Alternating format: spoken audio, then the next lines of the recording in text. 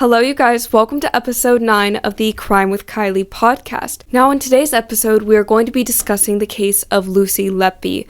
And if you have not already heard of this case before, this episode will leave you in shock and horror. Now because there is so much to cover in this case, I do want to get started right away, but beforehand, I do have to tell you guys that we will be discussing the sensitive topic of infant murder. And if you don't want to hear about that today, I completely understand, and I will see you for next week's episode. The case of Lucy Letby spans over an 18-month period in which she murdered and attempted to murder infants in the NICU. And just a few weeks ago in August of 2023, she was sentenced to life in prison without the possibility of parole. Now, if the story of a killer nurse sounds familiar to you, it probably is. You may have heard of Beverly Allett. She was another English nurse found guilty of killing the children she was supposed to be caring for. And I figured it might be helpful or interesting to compare the two. Beverly's case takes place in 1991, and this was at Grantham Hospital, where over a span of just 59 days, 4 babies suddenly died. Another 9 babies had collapsed unexpectedly. And mind you, these babies didn't have serious health concerns. They had small medical problems like chest infections, things that with enough love and care could have been cured rather easily. And just 2 years after the investigation began in 1993, 22-year-old Beverly Allett was handed 13 consecutive life sentences, and she was found guilty of all of the murders and attacks. Soon the 22-year-old nurse was given the name the Angel of Death. To this day, Beverly is locked up in Rampton Psychiatric Hospital. Immediately following Beverly's arrest, she claimed that she was not guilty. However, soon after being locked up in the psychiatric hospital, she confessed to 9 of the attacks. And a few years after that, she confessed to all of them. But similar to Lucy Letby, she never gave a reason as to why. Her refusal to admit to the why behind her crimes have led psychologists and investigators alike to wonder and speculate. And the closest guess that they've gotten is that she wanted to be the center of attention. She wanted to be the one to sound the alarm, to ride in the ambulance along with the infants, to tell the parents, to be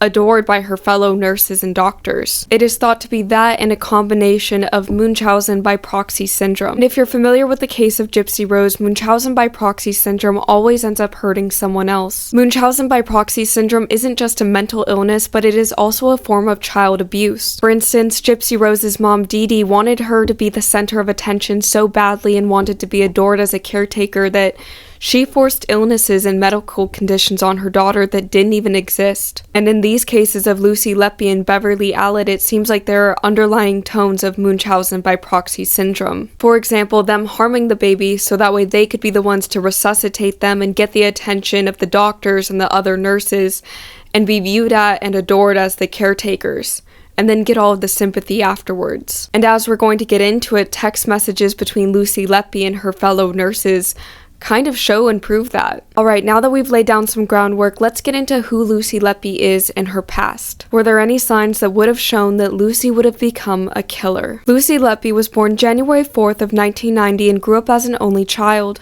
Her parents are Susan and John Letby, who have stayed by her side the entire time. Susan is an accounts clerk and John is a furniture retail boss. Lucy grew up in Hereford, England with her 2 parents. And unlike most killers, she had a very normal upbringing. There were no signs of abuse or neglect. If anything, it was the opposite. Her parents loved and adored her and always wanted to be near her and see her succeed. From ages 11 to 16, Lucy Letby went to Aylstone School, and this is a co-ed secondary school. Although they're a smaller school than the surrounding schools, they do provide a lot of different options and curriculums. They're also excellent in helping their students with career planning, and it was from the marks or the good grades that Lucy got at Aylstone School that led her to get into Hereford Sixth Form College. And this was also a smaller college that only enrolls about 2,000 students a year. And during those teenage years, she had a part-time job at W.H. Smith. W.H. Smith is a British retail store that sells books, stationery, magazines, newspapers, and other entertainment products. After that, Lucy got into the University of Chester, and it was there that she pursued her education in nursing. Lucy was also the first person in her family to attend university. While she was working on her degree, she undertook placements at Liverpool Women's Hospital and the Countess of Chester Hospital. And we will go more in depth on the Countess of Chester Hospital soon. Her parents were so proud of her that they paid to put her picture in the newspaper. It read, "Letby Lucy, BSc, Hones in Child Nursing. We are so proud of you after all of your hard work. Love, Mum and Dad." Truly, there seemed to be nothing off about Lucy or her childhood as she grew up. If anything, her main complaint was that her parents were too doting. When Lucy got a job at the Countess of Chester Hospital, her parents even helped her buy a house to be closer to the hospital. Lucy began working at the Countess of Chester Hospital in 2011. That is when she began working in the neonatal unit, or the NICU. In 2013, Lucy described her job as quote-unquote caring for a wide range of babies requiring various levels of support. And between that first time frame of 2011 to 2015, things remained relatively normal in the NICU. And when I say relatively normal, I mean that in comparison to other hospitals, the fatality rate within the NICU was relatively the same. And Lucy's confirmed killing spree is between 2015 and 2016 because that is when the fatalities began to spike. And if you're anything like me, you might be confused because Lucy Letby was working at the hospital for quite a long time before the supposed murder spree between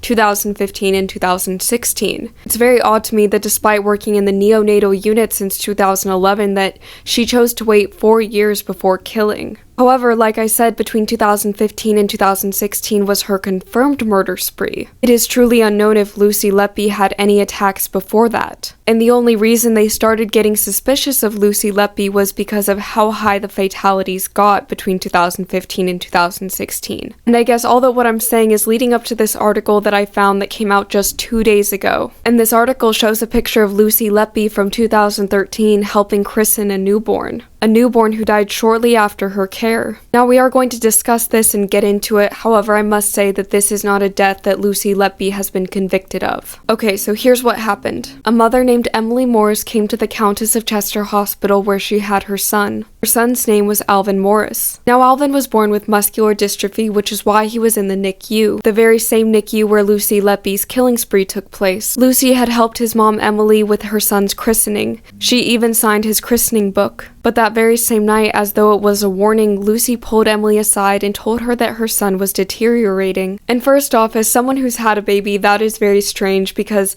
nurses don't usually relay medical information, or they don't tell you anything for certain without a doctor present or without the doctor saying it themselves. To put it bluntly, it's not a nurse who tells you, oh, by the way, your baby is dying. But that is exactly what Lucy Letby did, and by the morning, her son Alvin was dead. Now let's talk about the probability of this happening on its own without any outside influence, i.e. murder, or tampering with him medically. I couldn't find what type of muscular dystrophy Alvin had, but there are about 7 different types. And in the United Kingdom, around 100 boys are born with muscular dystrophy every year. Also, muscular dystrophy is something more commonly found in boys. And there aren't many statistics directly linked to infants with muscular dystrophy. However, between 1993 and 1999, which is a 6-year span, 817 people died from having muscular dystrophy, usually linked to a respiratory issue caused by it. And if you do the division, that's an average of 136 people per year. However, most of the fatalities were of people between the ages of 17 and 42. Although muscular dystrophy can take someone's life in their early teen years, it usually doesn't happen at infancy.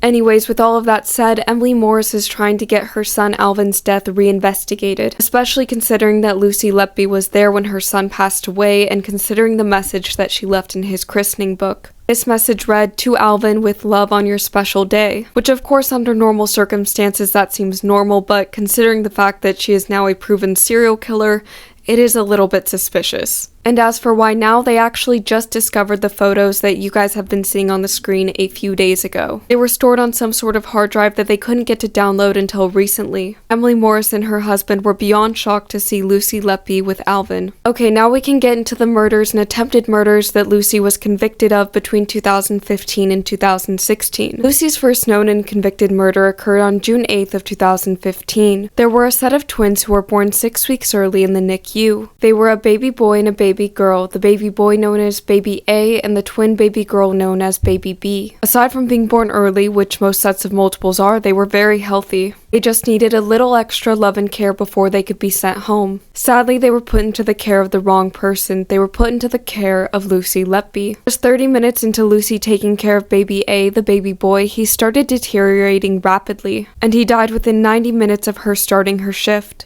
And Lucy only waited 28 hours until her next shift to try to kill baby B as well. She injected the baby girl's veins with air. Thankfully, a doctor was able to resuscitate the baby girl, and Lucy always waited until the parents were gone to commit these attacks. And it was only a few days later on June 14th of 2015 that she struck again. This time there was another fatality. This baby boy, also known as baby C, was born several weeks premature. He only weighed 1 pound and 12 ounces. However, aside from that, he was healthy and showed many signs that he was going to make it. But Lucy Letby chose to steal his life, and he was defenseless to her attacks. Lucy was seen standing over the baby boy's monitor as his alarm started going off. She was not the designated nurse to watch him, and she did nothing to help him. Sadly, that baby boy died as a result of air being injected into his stomach. There was a 4th baby attack that month. It was June 22nd of 2015, and this baby was a baby girl. She is known as Baby D. Lucy injected the baby girl's bloodstream with air, which caused the baby girl to collapse quickly and her skin to turn purple and white. As soon as this attack occurred, suspicions were raised. A doctor named Dr. Ravi noticed that the only common denominator in the deaths was Lucy Letby being present. He testified that he saw Lucy standing over an infant with their breathing tube dislodged, and she did nothing to help them. And the only reason that infant survived is because he intervened. However, when he told other doctors and other higher-up officials that the common denominator in these attacks was Lucy,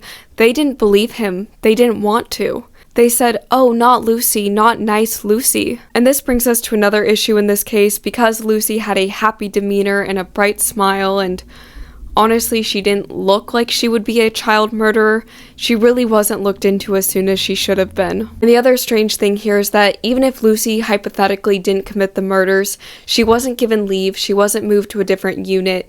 You would think that if Lucy was present for all of the deaths, and that if that was so traumatic, that they would have moved her somewhere else, at least temporarily. But no, she continued to be regularly scheduled in the NICU. Now, the 5th fatality occurred on August 4th of 2015. This was a baby boy known as Baby E. He was a twin with another baby boy known as Baby F, and he weighed a little less than 3 pounds. And Baby E's mom actually saw Lucy attempt to murder her baby. This happened late at night when Baby E and F's mom arrived with breast milk for her sons, and it was then that she screamed because she saw Lucy standing over her son, and her son had blood around his mouth. However, Lucy quickly brushed this off as his feeding tube got dislodged, and that is what caused it. However, that was a lie, and soon after his mom left, Baby E passed away. And the very next day, on August 5th of 2015, Lucy attempted to murder his brother. This time, Lucy chose a different method of attack and decided to put insulin in the baby boy's feeding bag. And Baby F didn't stabilize until doctors removed insulin completely. When his blood results came back, it was confirmed that he was overdosed with insulin. Insulin is also the method that Beverly Allett used. Now, a thing that really disturbs me with this case, besides the entire case, is that Lucy Letby would attempt to murder the babies multiple times if she failed the first time. And that truly shows how sick and sadistic of a person she was. For instance, on September 7th of 2015, there was a baby girl who was born 15 weeks premature, and she only weighed a little bit over 1 pound. And within 100 days of baby G being born, Lucy Letby attempted to murder her 3 times. All 3 times she failed, but those 3 attempted murders left that little girl with lifelong consequences. One of the first times Lucy attempted to murder baby G was by injecting her with air. However, the doctors were able to resuscitate her. After this attack, baby G was taken to Arrow Park Hospital instead to be cared for. However, when baby G returned to Countess of Chester Hospital, Lucy Letby tried to overfeed her with milk. After all of her attempted murders failed, Lucy Letby still left baby G with permanent severe disabilities. That little girl is now 8 years old, and she is probably never going to be able to lead a normal life thanks to Lucy Letby. However, that clearly didn't weigh on Lucy's conscience enough, because a month later she attempted another murder, this time succeeding. This murder took place on October 23rd of 2015, and this time the baby is referred to as Baby I. Baby I is a baby girl. This time she attempted the murder 4 times, but was successful after putting air into the baby girl's stomach. To add insult to injury, Lucy Letby sent a condolence card to the girl's parents on the day of her funeral. Not only that, but she took a picture of the sympathy card and she kept it at her home. After this murder, Dr. Brierley and Dr. Ravi then took to higher-up officials of NHS. However, those higher-up officials told them not to make a fuss. Lucy continued to be staffed in the neonatal unit. Also, it's important to mention here that Lucy was also responsible in documenting and note-taking on the baby's deaths. So some of the things in the medical reports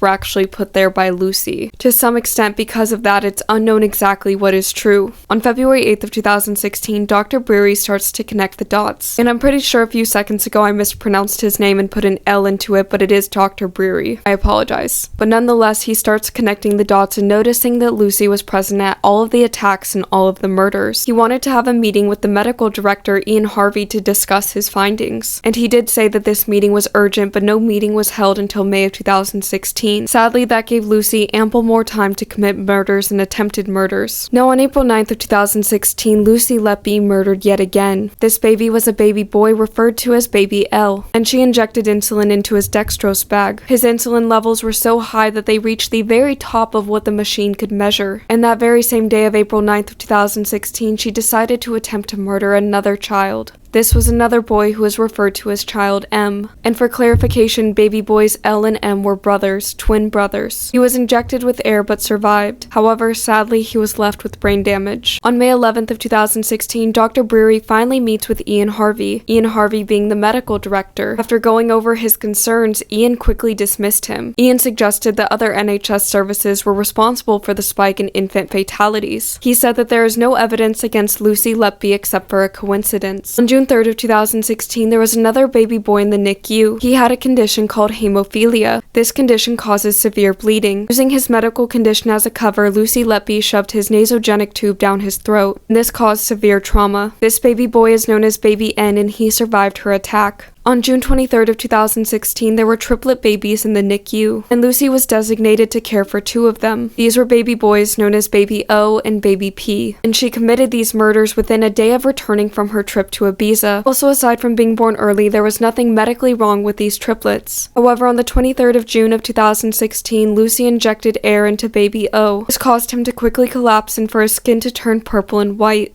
The very next day, on June 24th of 2016, she turned to Baby P. Like his brother, he was only a few days old and perfectly healthy aside from being born early. Lucy chose to pump his stomach full of air while overfeeding him milk. Despite her attack, the doctors were confident that the little boy would make a full recovery and they were planning on taking him to another hospital. However, before they could do that, Lucy Letby said, "He's not leaving here alive, is he?" She had made a very similar comment about Baby C the year prior. The fatalities of Baby O and P were enough for Dr. Brewery. He then decided to call Karen Rees, a duty executive. He demanded that Lucy Letby be moved to another unit. However, Karen Rees disagreed with this and said that Lucy Letby was safe to work with. Around that same time, other nurses and doctors were saying that they would trust Lucy Letby with their own children, and that she was one of the most trustworthy nurses. Despite that, Lucy Letby was still moved out of the neonatal unit and put to work in another department of the hospital. During that time, the NICU went back to normal and the fatalities decreased again. But on July 4th of 2018, Lucy Letby was arrested for the murders. However, after that, she was arrested and let go twice until November of 2020 when she remained arrested. During that time from 2018 to 2020, evidence against her began to pile. For one thing, she was present during all of the attacks and all of the murders. Lucy Letby also kept a note under her bed of the list of medications a baby boy was given after he was on the brink of death because of her. She kept very detailed notes of the emergency medications that babies were given as they fought for their lives. In her bedroom, authorities also found more evidence against her. She had a bag full of 257 different sheets. These sheets had the names of the children that she cared for.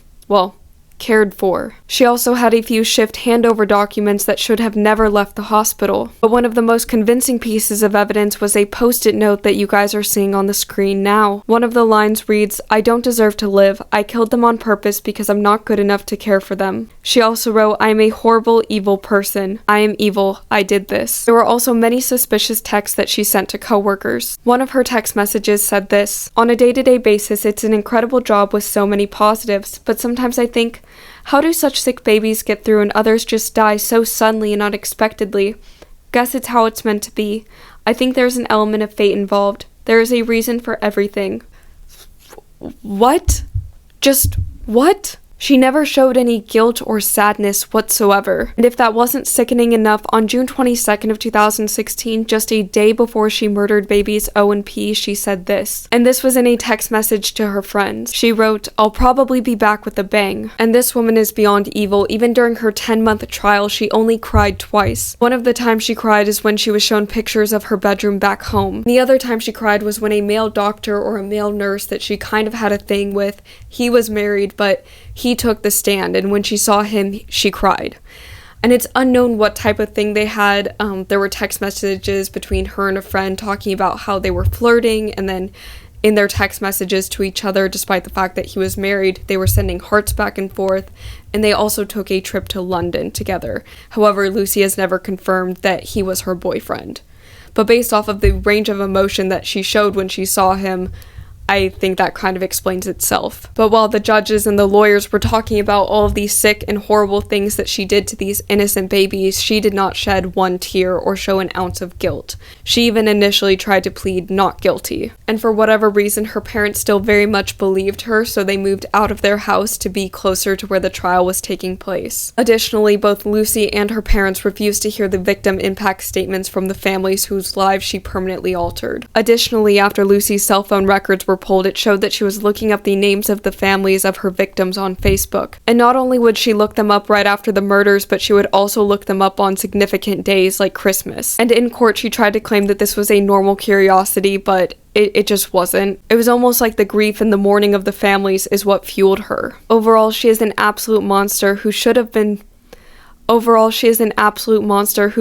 locked up and looked into a lot sooner, because there were so many red flags that were just ignored by NHS, and truly it seems like they purposefully turned a blind eye. Lucy is going to spend the rest of her pathetic life locked up in a high-security prison called Low Newton. This prison is located in Durham, and this prison is specifically for the most horrendous women in England. For instance, Low Newton was also the home of Rose West, who was convicted of 10 murders. It also houses Joanna Dennehy, who murdered 3 different men in 2013. Like Lucy, she is also serving a life sentence. Right, you guys, you did it. You made it through listening to the case of Lucy Letby. Truly, thank you guys so much for listening to the end of the episode, and please keep the families of the babies in your thoughts and prayers. And I will see you guys next week.